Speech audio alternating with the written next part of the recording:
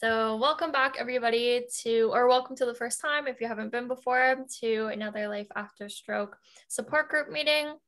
I'm here with the lovely Rachel and we're going to be guiding you guys through this support group meeting today. And our topic is all about beating the winter blues. I know I personally have been fighting some winter blues, even though I just said that I felt like it hasn't been as cold as past years. I think with some of the shutdowns and everything that we've been going through with COVID, on top of it just being so frigid, I need some positive energy and sunshine in my life. So hopefully we can all boost our spirits during today's meeting. So just to run through our agenda for the night, we'll all do a check-in and Rachel will guide us through that. And we'll all just say what we're feeling as we come into the meeting today. I'll let Rachel explain that more and start it off for us. And then we're going to spend our whole meeting doing an open discussion. Rachel and I can start it off. Basically, just talk about what you might be doing that's different in terms of beating the winter blues. Are you still able to do the same things that you did pre-stroke to beat the winter blues? And can you do them now post-stroke? I know I've talked to a lot of people that have some deficits as far as physical or cognitive that don't allow them to participate in the same self-care activities. So hopefully by sharing what we're all doing, we can pick up some new ideas. And then once we go through our open discussion, I should mention, I will put everybody on a 3-minute timer during the open discussion. Just so we can make sure everybody has a chance to participate. You're going to hear my phone timer go off when the 3 minutes is up. Don't feel like you need to take the full 3 minutes. If you don't feel like that's natural for you, that's totally fine. And also I'll just ask that you either raise your digital hand or your physical hand, and we'll call on you to speak and join the discussion. So once that open discussion is over, Rachel is going to talk about some exciting homework that I have no idea what's in store, and I'm actually very, very excited to do it because I do love homework and I'm a huge nerd. So if you are too, please feel free to embrace that side of you. And then we'll just finish with some final remarks from everybody. So Rachel, I'll turn it over to you to guide us through our check-in. Thanks, Ella. And I should share too that Ella and I had just discovered that this is our 1-year anniversary of the stroke support group. Mm-hmm. Happy anniversary. So discovered that accidentally because I opened up the agenda for February 23rd, 2021. And I thought that doesn't look right. So that's exciting. And as far as the check-in, I just wanted to go around and have everybody share one word that describes how they're coming into the meeting. So to start, I'm not feeling too creative with my words, but excited. Just simply excited to hear from this group. Next on my screen is Carolyn. If I have one word, I will use hopeful. Thank you. Lara, you're next on my screen. Positive. Thank you. Shannon. Cold. Coco.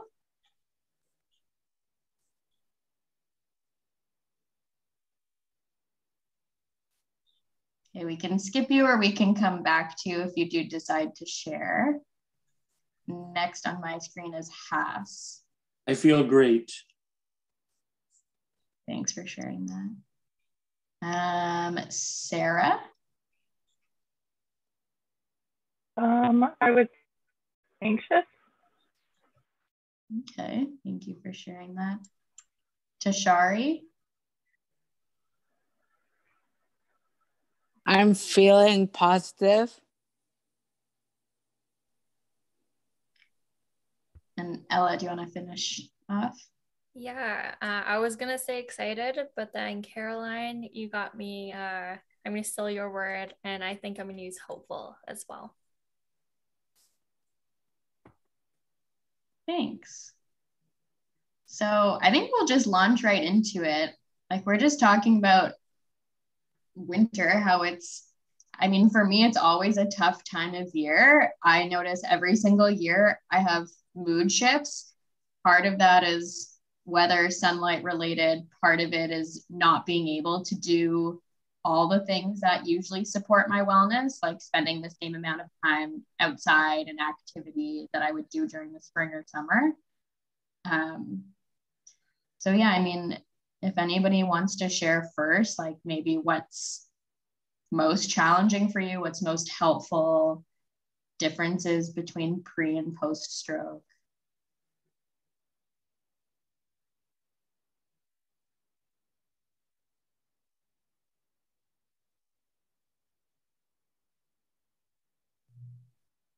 Go ahead, Carolyn. I will start. Definitely walking has been huge therapy for me since the stroke. My vision is still somewhat impaired, so it took me a while to feel comfortable walking outside. And so yeah, the weather has definitely made it more difficult to get outside walking. I have invested in some, warmer clothing, and I'm trying to still get out there even when it's cold. It might not be as long of a walk, but even if I can just get around the block, it definitely helps. But the last few days it's been, down to minus 34 and stuff. So it's a little too cold to go very far. But yeah, even standing on the deck for 5-10 minutes just to get some fresh air.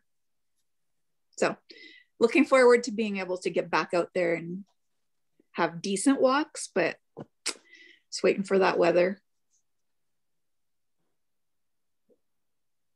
It's awesome that you're at least making do with what you can. And, if it's sitting on the porch for 2 seconds or just looking out the window like it is for me, because I am definitely scared of the cold. Yeah, just trying to get in that sunlight and that vitamin D. And sometimes we just have to adjust to what's going on in our surroundings and our environment. So thank you so much for sharing that, Caroline. Does anybody else want to share?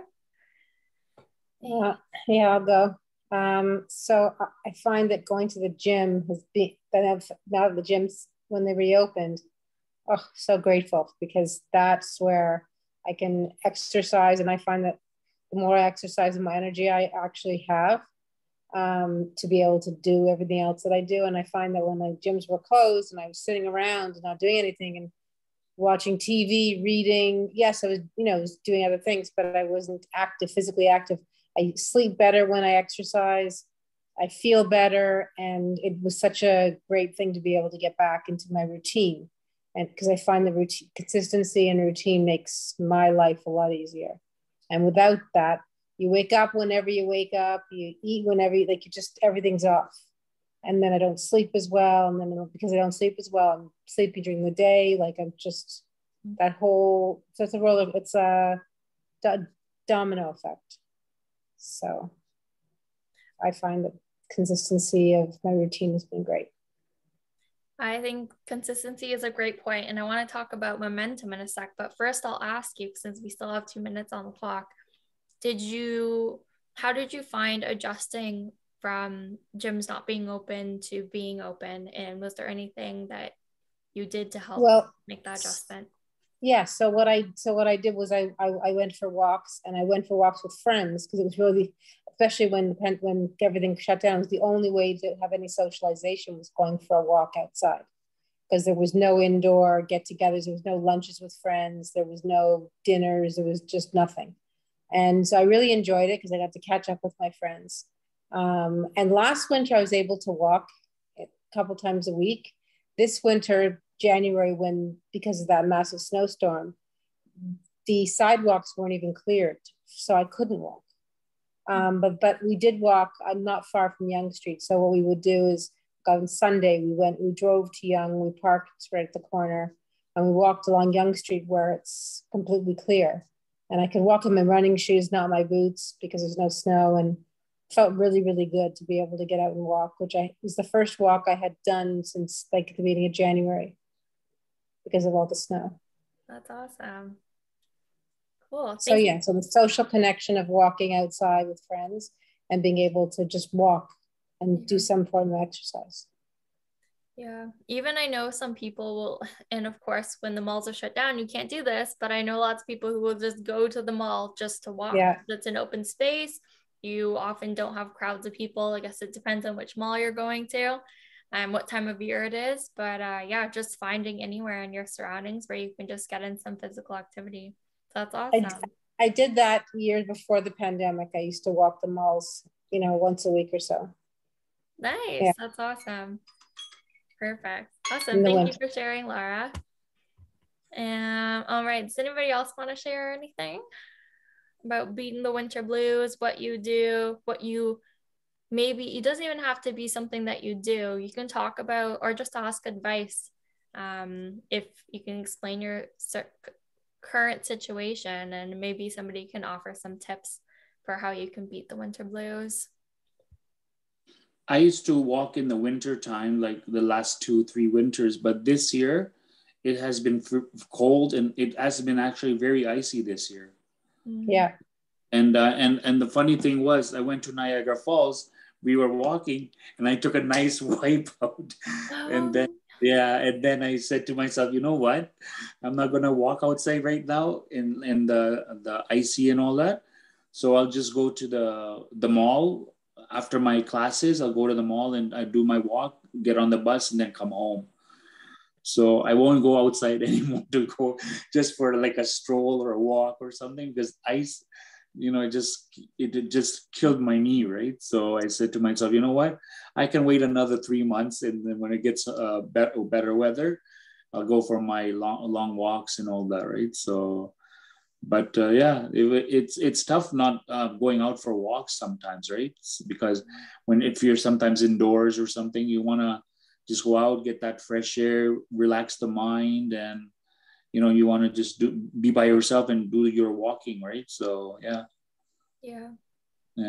So that's it. Well, I'm sorry you fell. I hope you're okay. Yeah, it's, you know, it's part of life, right? If you fall, you fall, but you know what? Knock on wood, I didn't break anything, right? So that's the main thing. I thought I must have cracked something or fractured or something, and I'm lucky I didn't. The way I fell on the ice, so I said to myself, "Oh my God, I hope I didn't break or fracture something." You know, that's the good part, right? So the falling was, I know it was brutal, but as long as I didn't break anything, that's the main thing. Yes, definitely. Oh, that's good attitude. And you know what that reminds me of?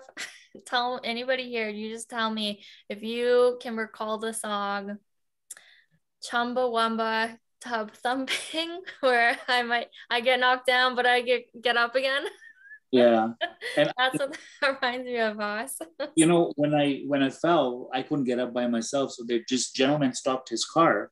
He came and picked me up and got me up. And I slowly put my legs straight, and then I walked it off, and it was hurt. And then I said to myself, you know, when I came home, then I put, you know, like a lot of oil on my knee, and I rubbed it for like a couple of days. And then I like walked up and down the stairs at home. And then finally it got better. And then I did some x-rays, and like I said, knock on wood, nothing fractured and broken, but it was crazy. I was like, oh no, right? So, but it was nice the gentleman to get out of his car and just pick me up, right? So yeah. I have a question, but what we'll do, I'll circle back to the question. Keeping notes here on the side, have one for Laura, one for you. But what we'll do is we'll move on, see if anyone else wants to contribute, and then we can come back to those questions. Thank you for sharing. You're welcome.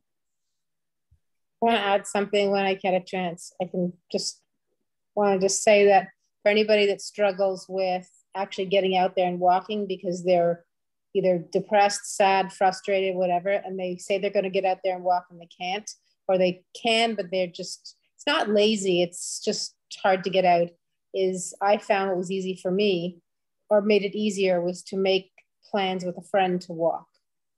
with somebody so that I was committed to that time. So I had to set my alarm for a certain time to be able to get up to meet them, as opposed to just like in the summertime, I could go for a walk by myself, no problem.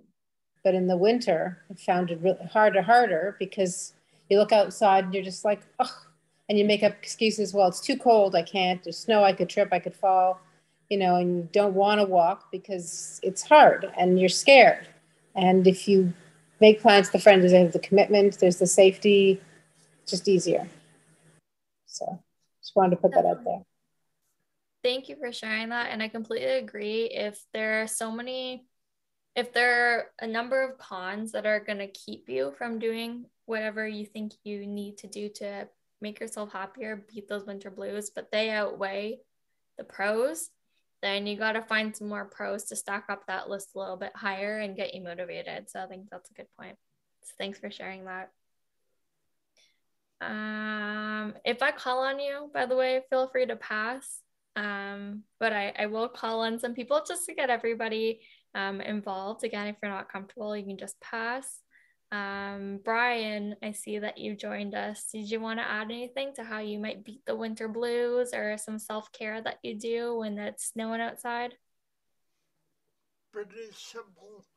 When the weather is basically nice, I see cars like the one behind me, and if it's bad, I do Lego sets. Oh, okay. They both kind of count as occupational therapy because with Lego, small parts, and with RC cars, fine motor movement. That's cool. That's awesome. Yeah, I feel like you're killing two birds with one stone, so to speak, because that's fun, and then you're working on your fine motor movement. And then there was the semi-frustration of painting the body of the car behind me because it was all clear at first. But you figured it out? Yep. That's awesome. The only things I cheated on are some stickers. Hey, what works, right? Yep. That's awesome. Was that something that you always enjoyed doing? Like doing the Legos? Because I know you fixed cars before, right? Or you really like cars, right? The Legos, not so much, but the RC cars I've been into for more than 30 years. Oh, okay. That's awesome. Found something that works for you. That's great. Does anybody else have like a craft or a creative activity like Brian that they find themselves doing to beat the winter blues?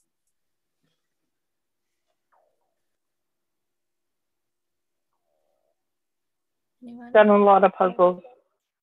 Puzzles. Yes. Who was that? I heard words, but was that Sarah?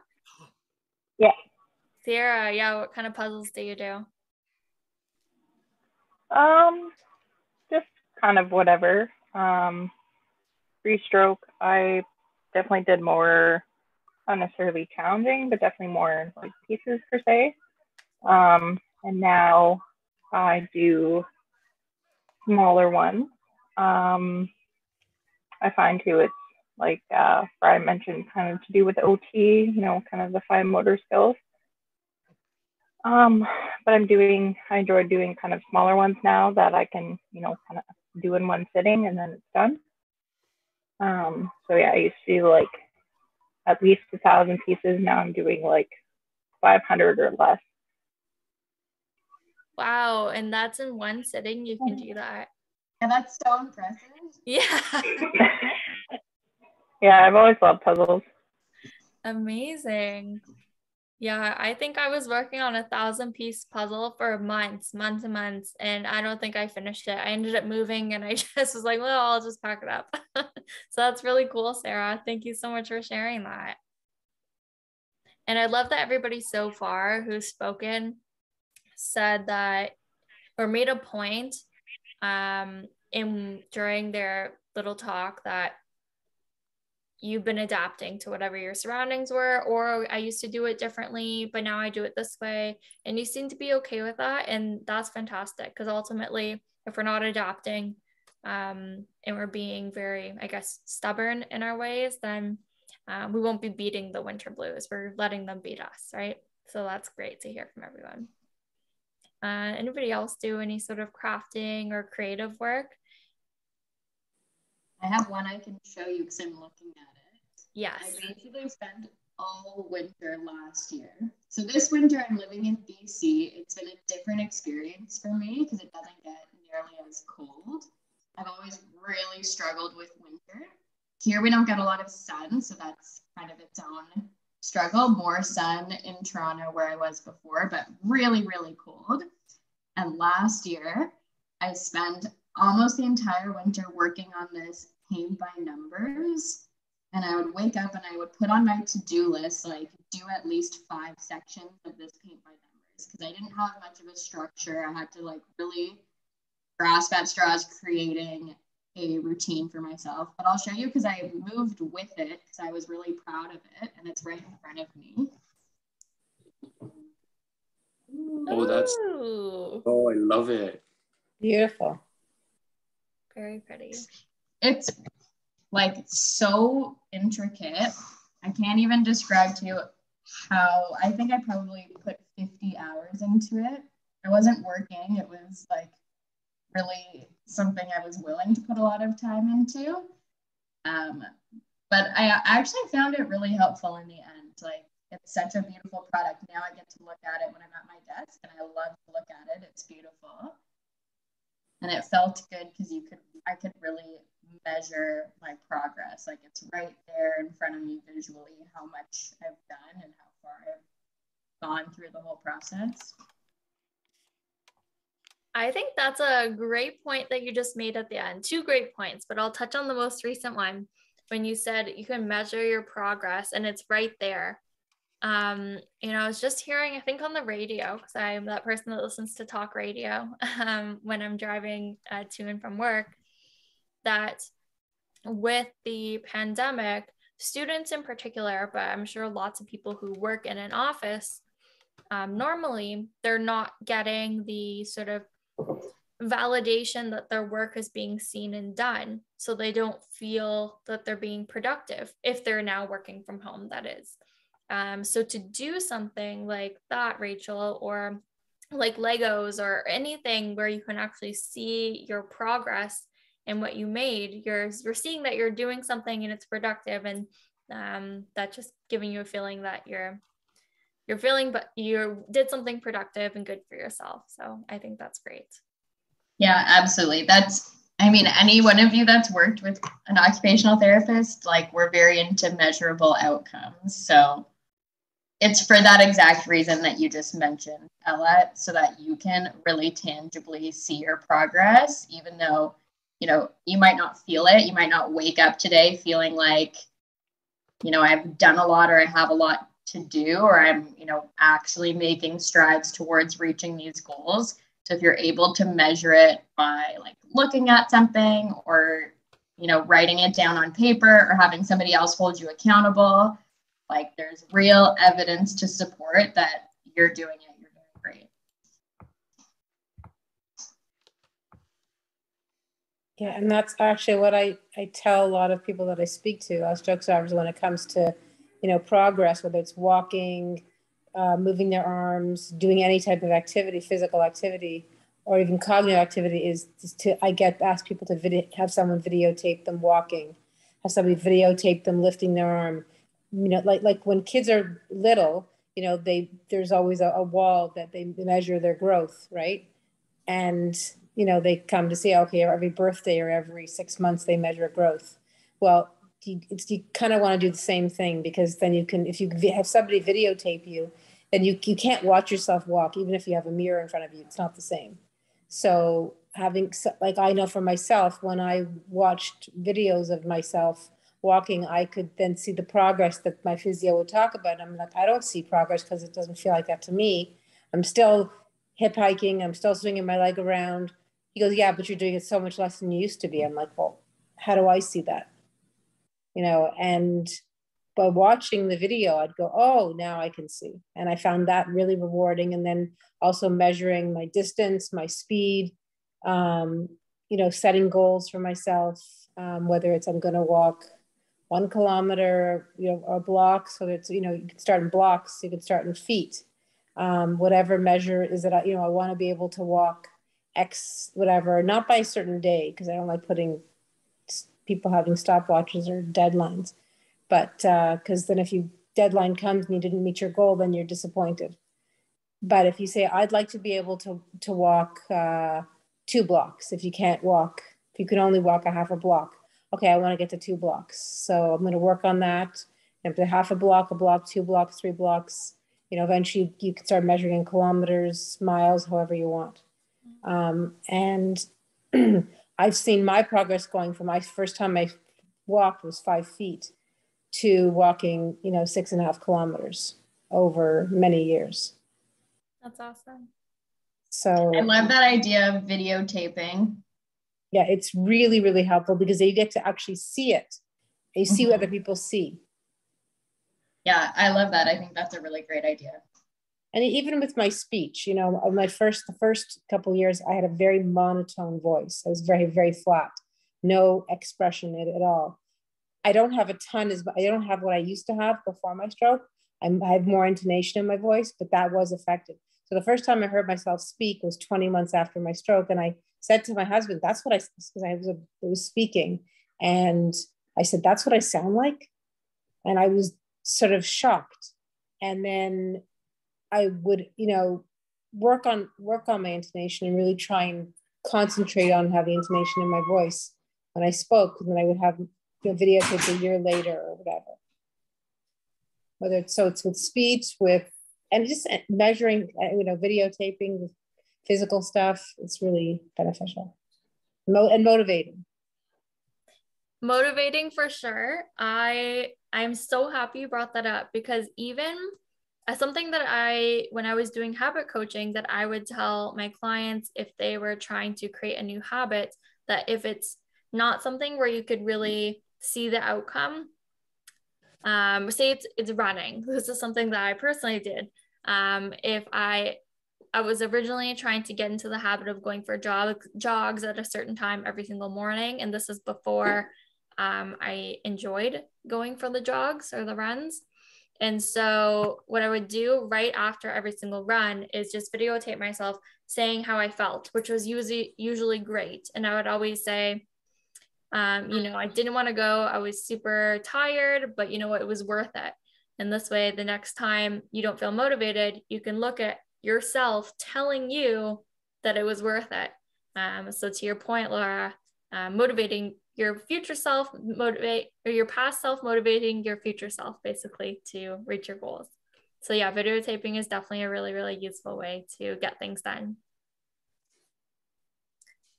Anybody else that hasn't shared yet want to share maybe some self-care strategies, or how if you have no winter around you, you don't have to think about it like beating the winter blues, just some self-care strategies that you maybe use.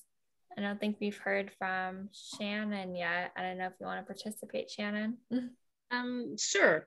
I said it was cold as my first word there, but I do enjoy going outside. So I go ice fishing, but I go into a shack where it's nice and warm.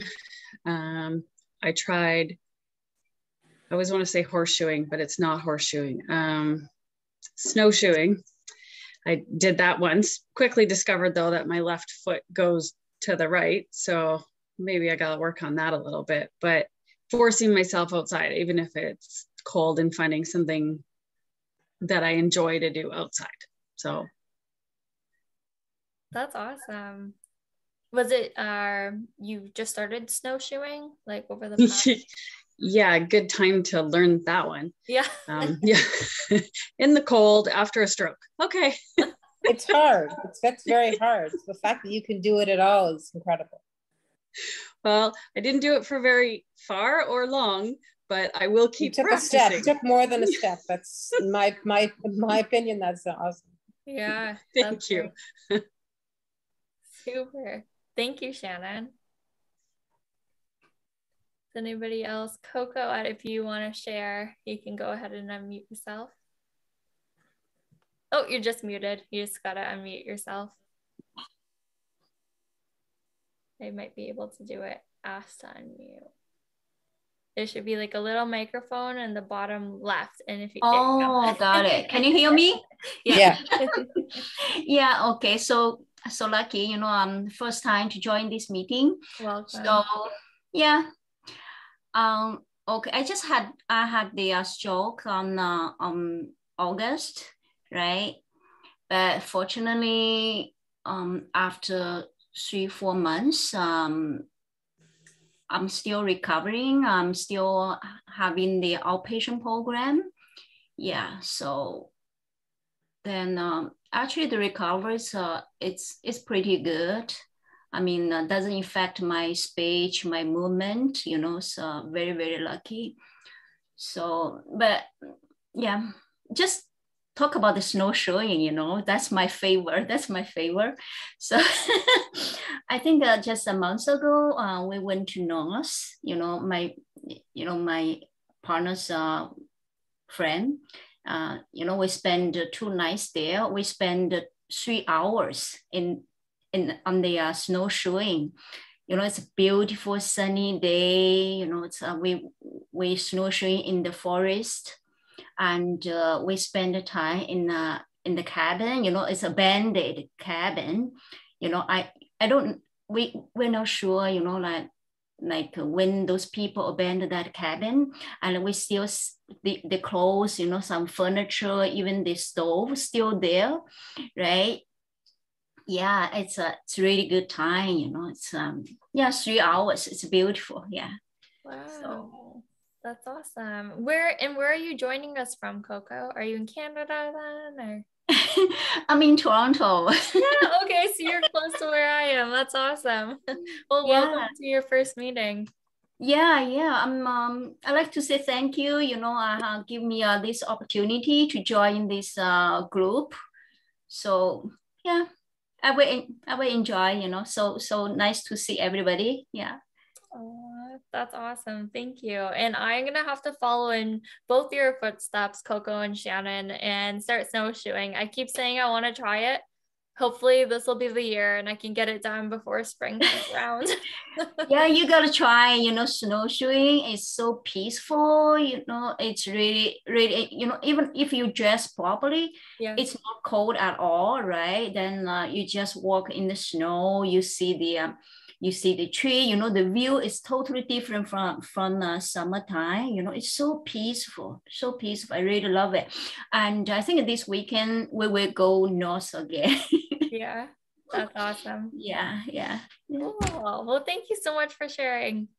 Yeah, so nice to see you guys, you know. All right, I think there's just one more person that we haven't heard from. If you want to share, Tashari. And if not, because I know we're recording, that is totally fine too. Feel free to just unmute and or raise your digital. Oh, there we go. I think I'm gonna pass. I'm just listening. Okay, yeah, no problem. Thank you. Let's see, no digital hands are up. I was gonna add something. Oh, we were talking about 2 things I wanted to add. One was momentum. Laura was mentioning that, I think when you first shared, and then the other one I had a question for Haas. And now I see actually Brian has his digital hand up. So maybe we'll hit up Brian first. Sure. Brian, you can go ahead and then I'll touch on that after. Real quick, I know how Rachel feels. That updated thing is all Lego, almost 4,000 pieces. Oh, is that the one that you put the stickers on? No. Oh, you painted that. That's Lego set.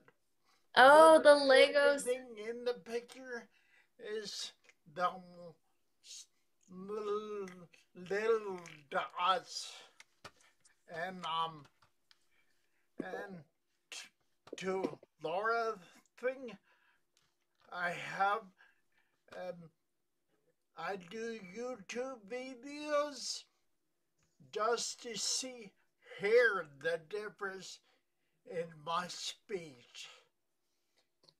It doesn't sound like a lot, but oh my God, a year ago was really horrible. And Brian, I will say, one thing that I was thinking of when you first started talking was how much I believe your speech has improved. Because if you were at our very first meeting, or one of our first meetings, that would have been almost one full year ago. And so I think that's awesome. I think you're doing great. Thank you. You're welcome.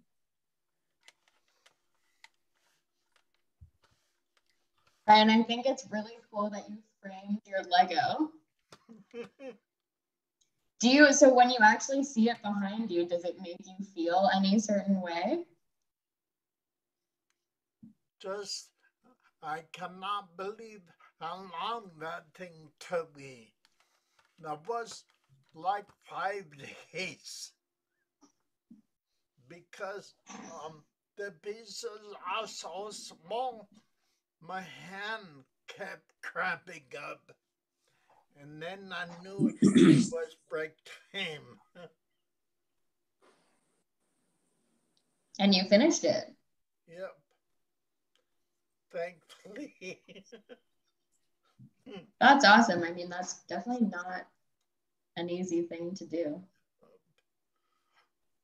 And there was even a much harder version to do it.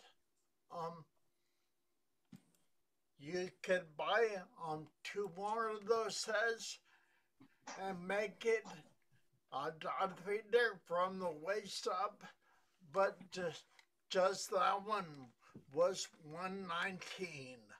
I wasn't gonna spend that much. That was enough. I like the one that you picked. Well,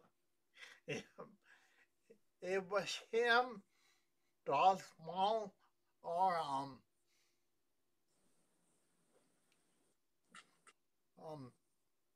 Ben Solo, or whatever his bad guy name was. So I chose him.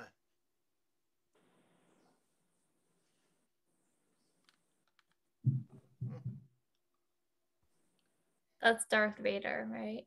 Yep. Okay. I don't know much about Star Wars, but I know that guy. That's okay. Thank you. That's awesome, Brian. Thanks for showing us. Thanks for sharing that. Yeah.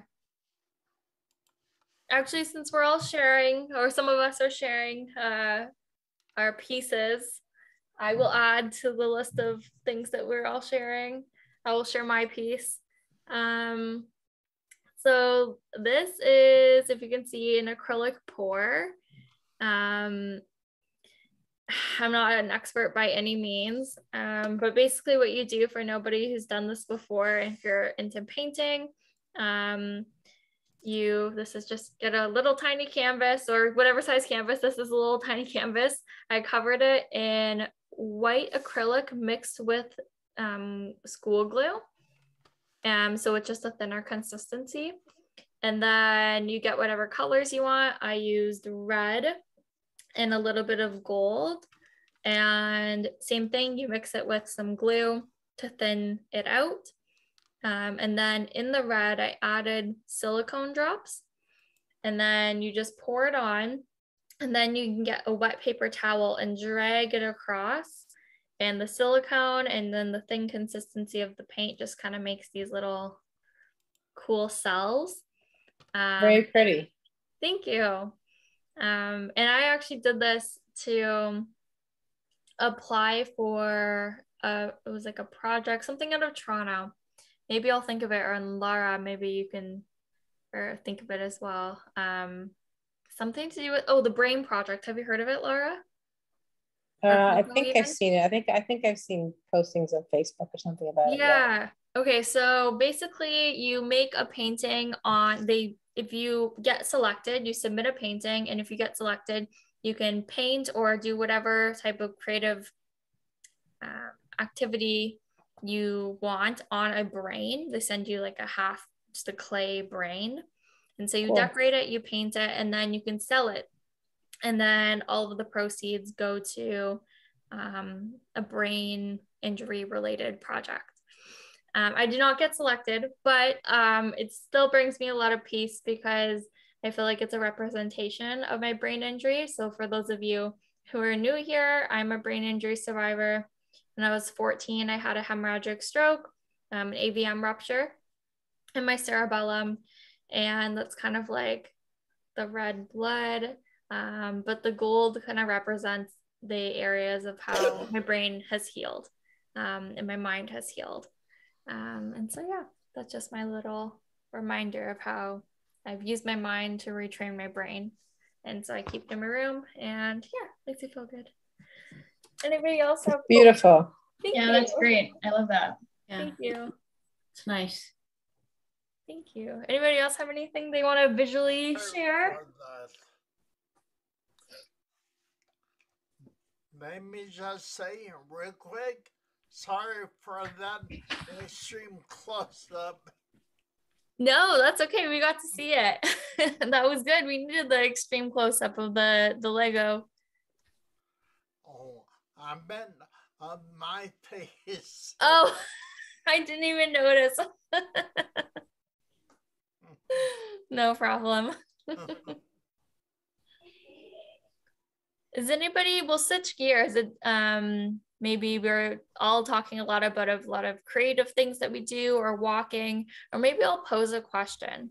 Has there been any sort of self-care activity that you guys have done in the past pre-stroke that you're struggling to do post-stroke?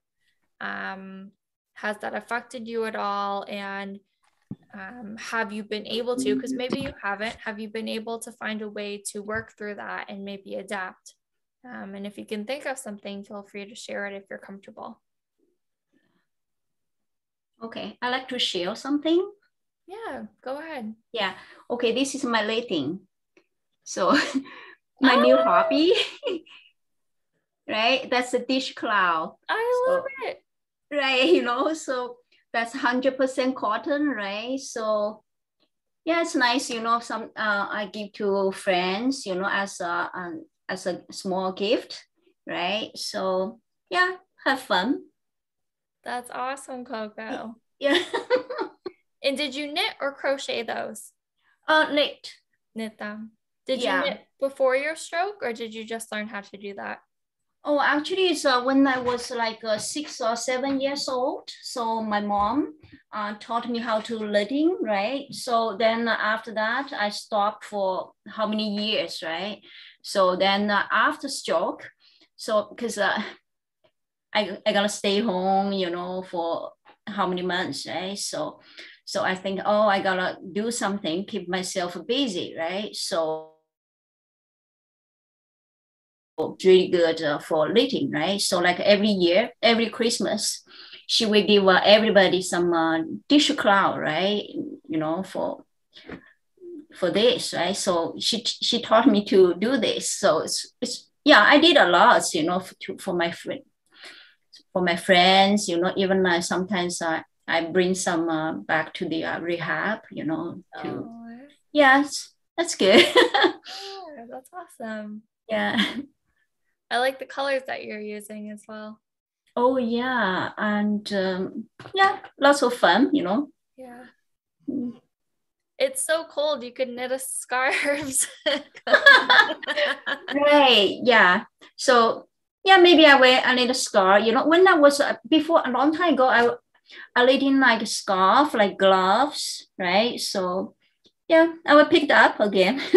That's awesome. I can't wait to see more at the next meeting. Oh yeah. Super. Yeah. Does anyone have anything else to share regarding beating the winter blues? If not, I have that question I want to pose to Haas, and maybe we can all chime in. But if you have something to say right now, feel free to unmute yourself. No.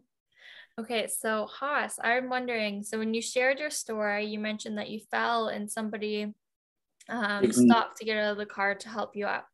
Now, if I remember correctly from a year ago, our first meeting, do you need any assistance when you're walking? Did you occasionally? I use a cane. That's what I thought. Okay. Were you using the cane at the time, can I ask? I had it on my affected side. I used it on that side. I had it on that side. Yeah, okay. On my right side. I'm supposed to have it on my left side, right?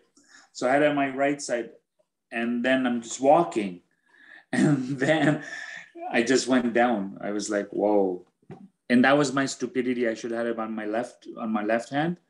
But, you know, sometimes I said, okay, you know what, we have to try, right? So I said, let me try my right side and walk and with the cane. And I said, okay.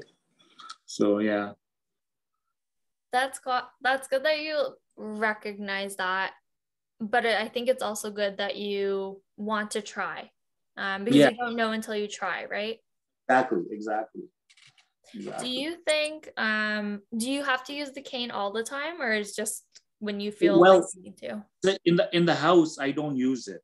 I can go up the stairs, down the stairs, because I have two railings on the side, on both sides, yeah.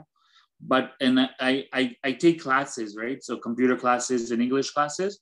Right. So I don't need to use it there because we hardly we go take our break, and the break is just a few doors down, right? Like the door to go just munch or like drink water, because we cannot drink water in the class, right? Because of COVID, right?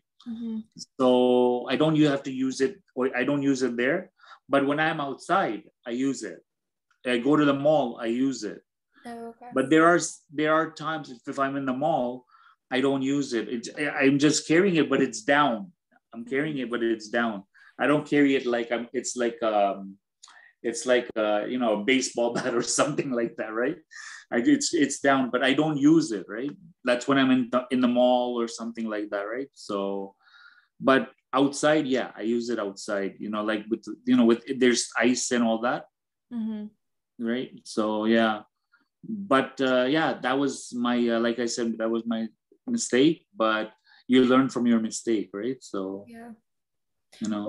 Because I was wondering, because I thought you were using the cane occasionally, and I was wondering if you have found, maybe not so much now, maybe more towards the beginning, right after your stroke, if having that cane inhibits you from taking walks or being in certain locations, and do you fight that mentally? I fight it, but but sometimes, you know, you want to try to walk without that cane because you want to get more stronger, right? You want your legs to be more stronger. You don't want it to seem like your leg is weak, right? You want to be more stronger, but it's what it is. You have to use the cane. You have to use the cane. But sometimes I try, like in the let's say summertime, I'll try without the cane, right? In the summertime, because it's hot and there's nothing on the snow or something like that. There's no snow but still, sometimes it's dangerous too when I do it in the summer because there's a lot of cracks too, right? Right. So yeah. Okay. Yeah. Thank you. I wanted to just ask you that. So I love when you give advice and just sharing your experience. You seem to always learn from your experiences. So maybe somebody else in the group or somebody listening to this live will find it helpful. Thank you. And then I see Sarah, you have your digital hand up. You can go right ahead and unmute yourself. I just wanted to kind of follow up on what Haas was saying. When I was in the rehab facility, I started in a wheelchair because I can walk my own. And I went to a walker and then to a four-wheeled to like a two-wheeled. Anyways, the physiotherapist suggested I try walking sticks instead of having to use a cane. It took me a while to kind of get used to, but again, it's something I have that I do find helpful, and especially like you guys have been talking about, like walking outside, you know, you can put different ends and stuff on them. So I do find that I'm, again, I don't know Haas's situation, but I find that I'm not dependent on them, but I will use them if I feel like I need to. Like my dad has, you know, made a few comments like, oh, you're using your sticks again. Like, that's not good. And I'm like, no, I'd rather, you know, especially now when it's icy, I'd rather use my stick than fall, right? So, yeah. And I actually found that in doing research with them on them as well, the walking sticks, they do help with the walking, actually. So keeps you balanced.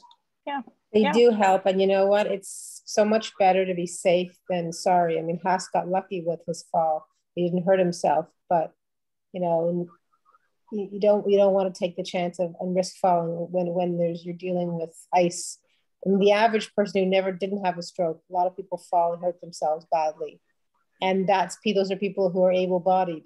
When you're not fully able-bodied, you risk falling and hurting yourself, and then you regress, and then you have to take a giant step backwards, which you don't want to do. It's very unmotivating. It's very frustrating, and you're frustrated as it is. Why add to it?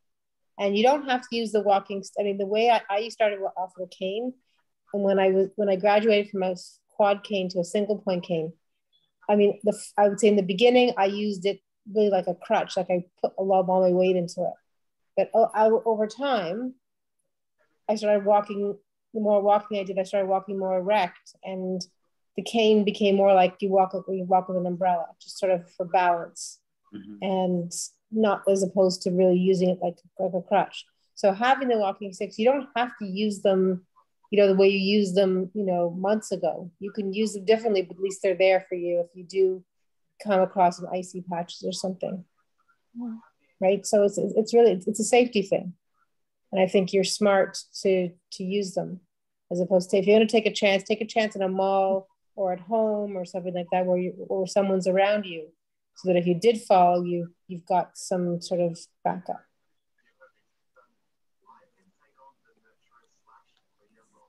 Yeah, definitely. Thanks for adding that, Laura, and thank you, Sarah, for adding. I like her saying about the walking stick, and you know, with the walking stick, there's a method of walking as well, right? There's a method. I think you have to, what is it? Left stick and then right leg, and then left leg and right stick, or something like that. Yeah, that's what I mean. When I started, I was very, it took me a while to kind of get coordinated, but then to kind of measuring my improvement, I noticed I, you know, put the stick down, but I can take like 3 or 4 steps instead of, you know, 1 and 1 and 1 and 1, because that was kind of confusing. Yeah. And in the wintertime, they have those spikes, right? You can put on the walking sticks. Yep. They have the spikes. Yep. Mm.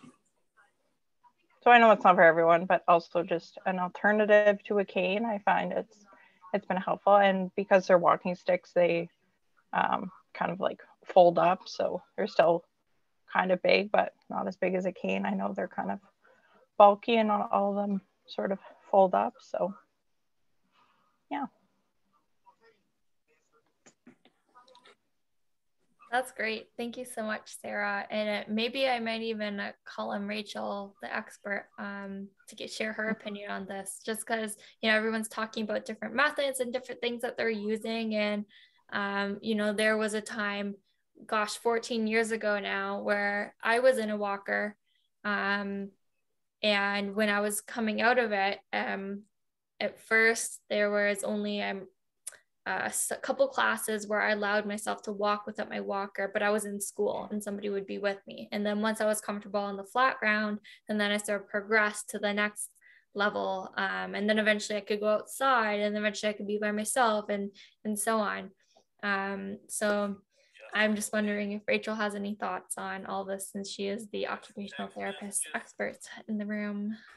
Well, Ella, I feel like you're just like hit the nail on the head. That's always what I'd recommend, no matter what. That's one of the only things that I feel like is fitted to every person, is just the idea of really like slow, gradual steps towards whatever the end goal is. Like what you're saying about using, like, you would see typical progression in walking aids, but it's not going to obviously be the same for every person. But it would be pretty typical to see somebody go from using a wheelchair to a two-wheeled walker to a four-wheeled walker to a quad cane to a single point cane. But to the point of the walking sticks, I'm a really big fan of walking sticks. I've found that with like a few of my clients, it's easier, especially younger people that I work with. It's easier to motivate somebody to go outside for a walk with walking sticks than often with a walker or a cane. Because understandably, like if you're concerned about how your community will view you as somebody who didn't need a walker to somebody who now needs a walker, that's often a big consideration that I'm having to kind of help my clients process and work through. And what I find is with the walking sticks, I mean, they're very athletic looking. A lot of people who don't have any sort of mobility impairment choose to use them because you actually get a better workout from walking with walking sticks. You're involving your upper body more and your core more. So a lot of people will just choose them for a more full-bodied exercise from walking. So it's really not as much of a standout as people feel like it might be to go outside with something that's purely a mobility aid. So I'm a big fan of the walking sticks, but it's going to be so different for every person. Thanks, Rachel. And thank you, Sarah, for bringing that up. I just learned a whole new topic about walking sticks that I never really learned before. So that's awesome. Thank you so much. And you've got, I mean, I think one of the big advantages of walking sticks over a cane is that obviously there's two of them. You don't always have to be using two, but the idea is to use two. So your base of support, like it's like you're like a four-legged animal with 4 points as your base of support. So your balance is going to be way better. The whole point of the cane is to add like a third point to make your base of support a triangle. But now with the sticks, you've got a square and it's even bigger. So the balance factor is going to be huge. And that's a big thing, like we've been talking about falls. And of course, that's a big consideration is how do you avoid having a fall? Nobody wants to have a fall. And a great way to do that is to widen your base of support when you're moving, especially outside where there's bumps and gravel and curbs and lots of stuff that could be hazardous.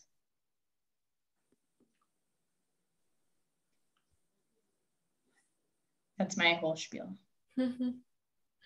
Thank you.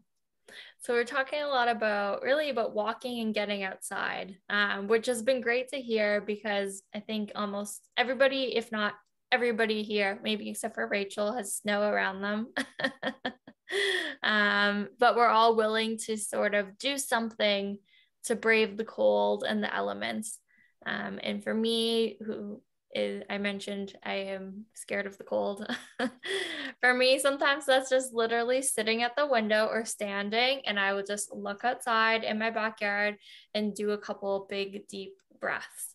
Sometimes I need that in the morning, especially after a workout if I'm working out inside, but I see the sun shining through the window.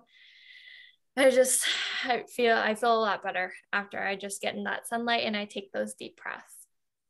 And then one thing I wanted to mention about motivation that Laura had reminded me about at the beginning of this chat was when, if anybody is facing a challenge to doing a self-care activity to, beat those winter blues, but you just can't seem to motivate yourself. We talked about some different ways to do that, such as videotaping. And one way that I like to encourage is don't make the challenge or the goal too big. So one example that I used earlier was going for a jog. And, you know, originally my goal was I want to jog 5 kilometers in 25 minutes, which is like a pretty decent goal. I still haven't met it, by the way, and it's been 2 years, but I'm not putting any unrealistic expectations on myself. Now, I mentioned also earlier that I didn't really enjoy jogging. I just decided this is something that I want to do. And now, before I could even tell myself every single day, this time I want to start making it a habit of going for a jog, I needed to learn how to actually enjoy jogging or going for runs. And to do that, I just told myself to at least get outside. I didn't set a time limit as far as, you know, how long I wanted to jog for. I didn't set a kilometer limit as far as how long I wanted to run for. I just told myself to get outside, and I can walk, I can run, I can go back and forth. And then the more I did that every day, eventually I actually learned to fall in love with running. And then once I actually fell in love with running, then I was able to tighten up my goals a little bit and push myself, knowing that the goal would be hard, but at least the activity would be fun because I was able to make it fun. So that's just a little bit of a tip for anybody who is trying to learn to love something when it's winter. Does anybody else want to add anything that they do self-care wise, indoor, outdoor, crafts, or it could just be something that you've had on your mind since last meeting and maybe is related that you want to share? It could be about, you know, stroke recovery. It doesn't have to be related to what we're talking about today, because ultimately we want this space to be about support. So you can go ahead and share that as well.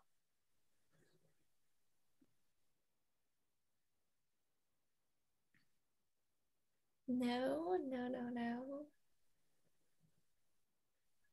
Well, hopefully that means you all feel supported.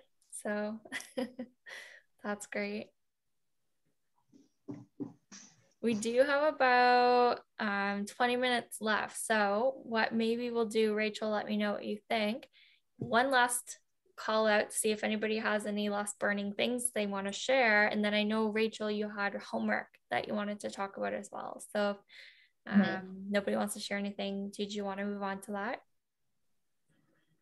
Yeah, maybe the homework assignment will also prompt some discussion. I'm curious to hear. Okay, so as you guys know, I love homework. I'm aware not everybody loves homework, but this one is really simple and I strongly encourage it. I do this for myself. I check in and do it every few months. For some people, I recommend doing it every week, every month, however often feels like it makes sense to you, or it could just be a one-time thing. What it is I would challenge everybody to create a daily maintenance list. So I don't know if that term would be familiar to anybody. It's just simply a list of things that you need to do every single day to maintain your wellness. And I encourage either writing it down digitally on paper in a journal, but somewhere that it's available to you. So even like putting it on, if you have a magnetic fridge, like putting it on your fridge, putting it on your night table, wherever it's going to be visible to you. And it's just a list, like I said, of things that you need to do every day, starting from stuff that you might not even think is necessary to write down on a list. Like, for example, for me, getting up at the same time every day, that's on my list, give or take 10, 15 minutes. Getting dressed, that's on my list. Like, it might not seem like it needs to be on your list, but there's days where I'm working from home all day. I could very easily spend the whole day wearing what I slept in, but I know I'm going to feel a lot better if I get dressed. Eating 3 meals, that's going to be on my list. And for me, I like to cook. So of my 3 meals, I want to cook at least one of them. Getting outside is going to be on my list. Like, I don't attach a certain amount of time to it. Like, normally getting outside for me will mean 20 minutes at a time. And if I'm feeling like going for a long walk, that's great. But I probably want to spend at least 20 minutes outside per day, but for anybody else, it could be 1 minute outside. The amount of physical exercise, which is literally just movement time. So I don't need to work out every day. That's not something that I feel I need to stay well. But I do want to be moving. So whether it's going for a walk or, you know, anything, but I want to be up and moving for a certain amount of time every day. And then just filling in the gaps with any of the things that you do for yourselves. So from the basic self-care, like I said, getting up same time, getting dressed, brushing your teeth, to, you know, if you are somebody that likes to do meditation or deep breathing or yoga, or, you know, even if it comes down to like the less fun but more productive things that you have to do, that you know you're going to feel better once you do, like one thing around the house or 1 or 3 things for your job. But if you have it on paper, you can almost use it as a checklist, and you can refer back to it if you're not feeling great, like you're just feeling down, or you're not really feeling motivated, or you're not just feeling your best.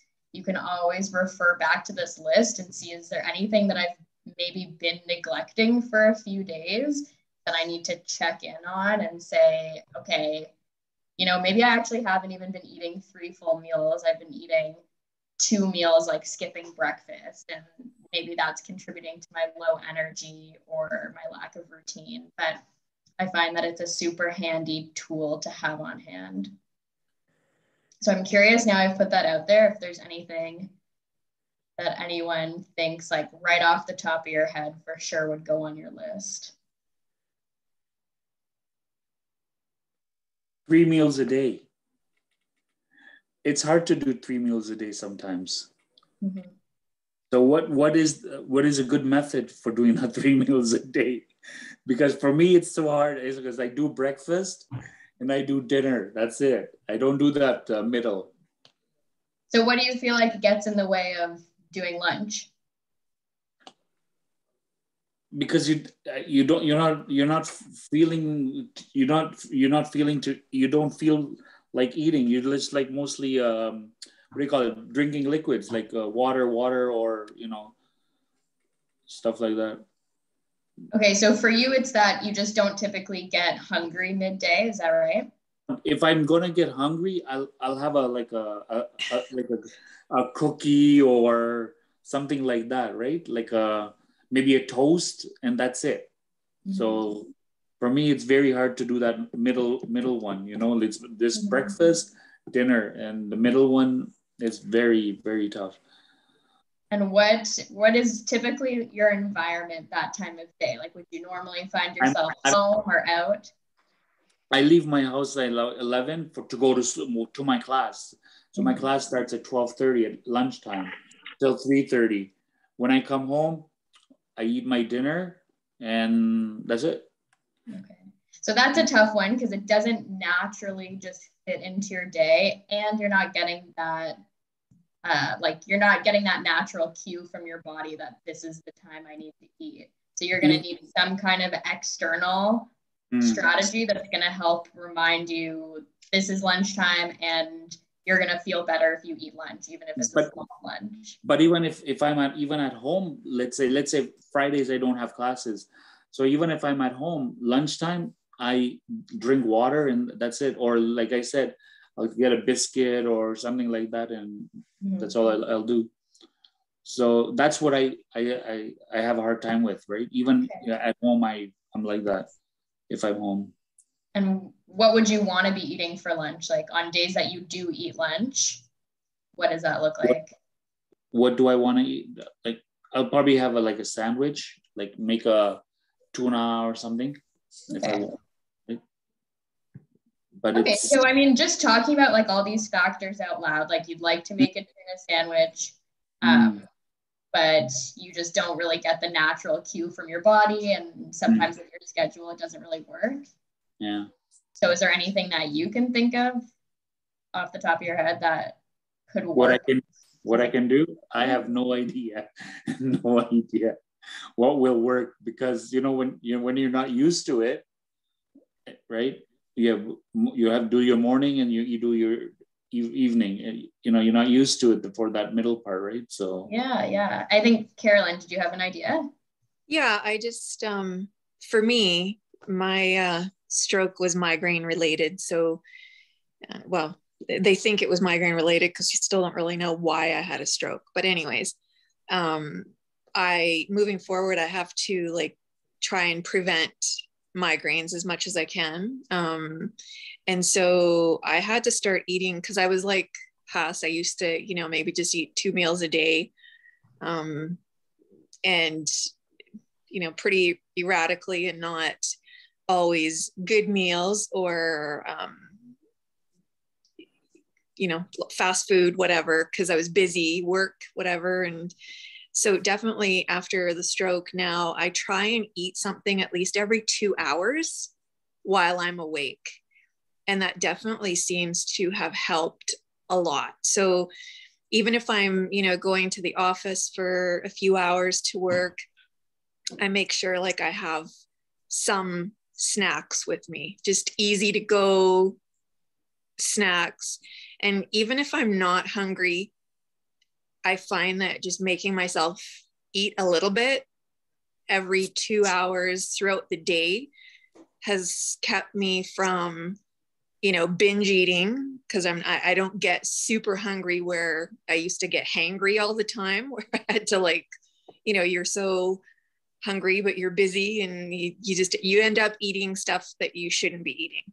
So yeah, I've been doing it for a year, and along with, the physical activity, I've lost 40 pounds, and you just feel a lot better. And I find that just having that regular blood sugar seems to make a difference. I mean, for me, it's helped prevent migraines, but I think in general, I think it just helps you function better. So anyways, that's just my experience. And like I said, I always make sure now, no matter where I go, I always have a snack with me in my purse, in my jacket, wherever, that I can just easily grab a handful of granolas, or even if it's just 5 or 10 almonds, just something.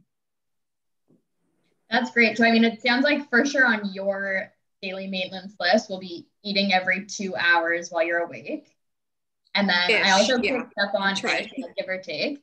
Yeah. I also picked up on this preparedness factor. So preparing food for yourself ahead of time, whether it's ready-made food or snacks or a meal. But it sounds like that's a big cue for you. You have the food, so you're going to eat food. And not vice versa. I'm hungry, so I'm going to make food. I already have food. Yes. So that cues you to eat the food. Yeah. So I'm wondering, Haas, if you think that is something that could work for you, pre-preparing so that it's available to you without you having to be the one to clue in that it's lunchtime. Or I can do something like Caroline does, every 2 hours have something to munch on, or something like almonds or something. Yeah, sure. Thank you. Thanks to both of you. That was helpful for me. I love when that happens, when we give each other tips. It's my favorite. Does anybody else have any ideas, things that that your wellness, physical, mental, is gonna decline if you don't do this thing every day?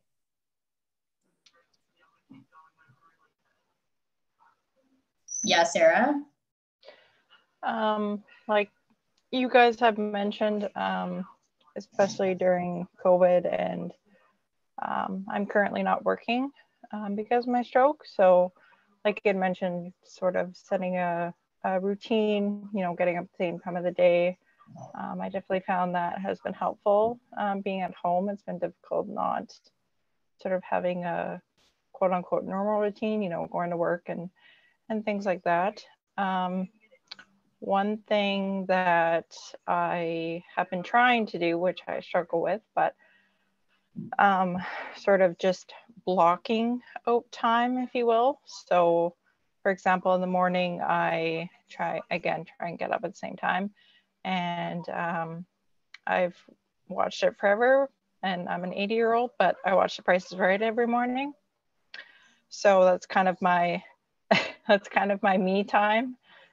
So for example, like too, I won't answer texts, I won't answer emails. If someone calls, I'll call them later. Kind of things like that. And then also it started kind of just with that 1 hour time, was kind of my time. And now I've kind of extended it to be like the whole morning, like up until noon, I don't respond to certain messages or emails or look at my phone, That's great. So Price is Right is on your list. Yeah. Which I love. It's Dream Car Week this week.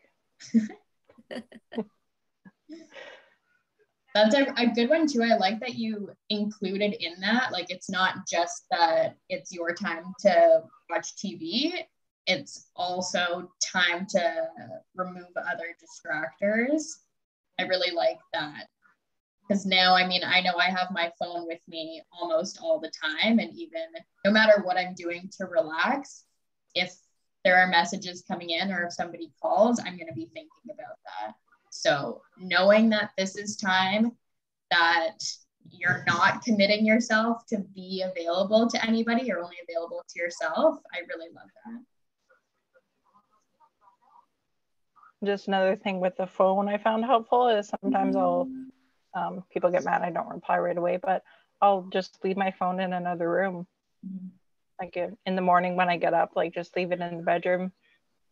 And yeah, people know where I am if they need to find me, but yeah, that's even better. Like if it's not visible to you, out of sight, out of mind. Great, thanks, Sarah.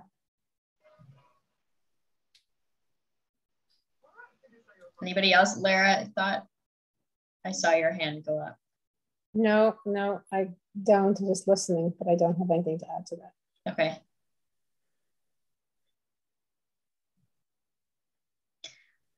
I'll post on the Facebook group my list just as a reference for anybody who's interested.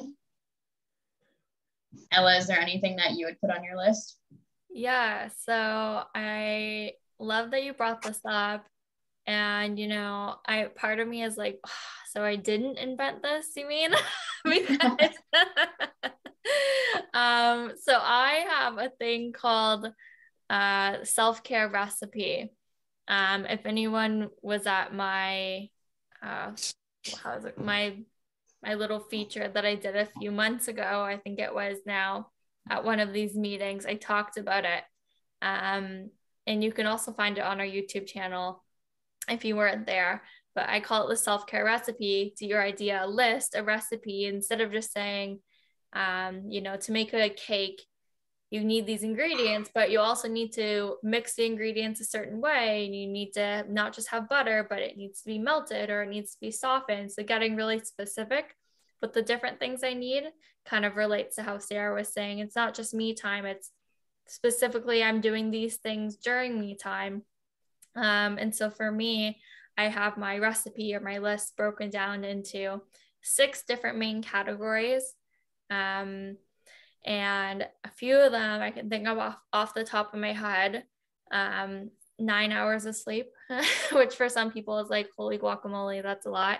And I can tell you, I don't get it every night, but if it's been a few nights with me getting less than that, I can feel it in my body for sure. I do intermittent fasting. I don't know if it's necessarily something that I would put on my list, but I can notice I binge eat a lot, so that helps me not to binge eat and actually eat more healthy and more regularly. And so, yeah, maybe intermittent fasting would be on my list, or at least starting off my first meal with the most healthiest one I can. And then another one would be make sure I'm in my head at least telling myself or congratulating myself when I do things that I deserve congrats for. Because I often don't do that, especially, you know, working from home. I didn't have anybody else to do it either. And so I have to actually, I have to do that. I have to take the 2 seconds to stop and say, Ella, good job, when I think I did something well. And that just keeps me sane. And it's really good for my self-care. So that would be on my list as well. Yeah, that's great. I like the visualization of the recipe. Sorry, I wasn't here for that meeting that you spoke at. Oh yeah, no problem. But I like the term recipe. I'd almost want to like create a version of it that's not just a self-care recipe, but just a wellness recipe. Yeah, so yeah. Include things that you're doing for work, any of your responsibilities at home with your family, whatever it might be, but just to include all areas of your life. That's all these things that will contribute to your wellness. And I also like what you said about specificity. I think an important thing when you're making a daily maintenance list, and some people might decide, hey, I don't want to pressure myself to do these things every day. I'm going to make a weekly maintenance list and just brainstorm the things that I need to do at least once a week. So for example, working out, going to see friends, whatever it might be. But with the daily list, I just want to encourage everybody to keep it as realistic as possible. And typically, like the more specific it is, the more likely to follow through. So for example, instead of just saying get up at the same time every day, I'll put on my list, get up at 7:30. That's the time that I get up. And that way I know if I'm looking at my list and I'm looking at my alarm for tomorrow, okay, 7:30 is the time I'm going to get up. I don't have to think back to, well, what time did I get up every other day this week? How do I make sure it's the same?